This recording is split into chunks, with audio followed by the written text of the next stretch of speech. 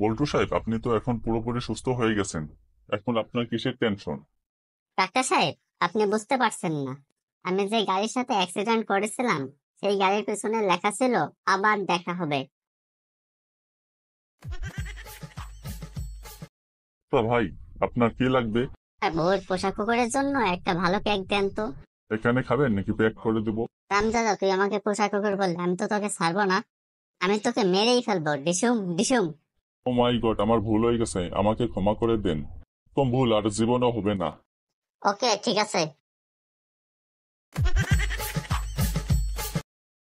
তো সাহেব, আপনার এক্স রে রিপোর্টে আমি দেখলাম আপনার পেটে অনেকগুলো চামচ। এগুলো কোথা থেকে আসলো?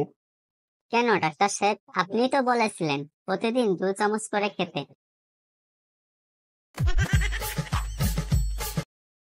কি ব্যাপার, আপনি প্রতিদিন আমার চেম্বারের সামনে মহিলাদের দিকে এমন ভাবে তাকিয়ে থাকেন কেন? কি করবো ডাক্তার সাহেব, আপনিই তো আপনার চেম্বারের সামনে লিখে রেখেছেন মহিলাদের দেখার সময় বিকাল 4টা থেকে বিকাল 5টা পর্যন্ত।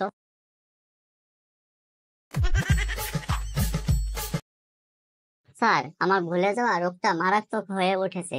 এই জন্য আমি রাতে ঘুমাতে পারি না। কেন? ভুলে যাওয়া রোগের সাথে রাতে ঘুম না আসার সম্পর্ক কি? ডাক্তার সাহেব, আমি রাতে চোখ বন্ধ করতেই ভুলে যাই।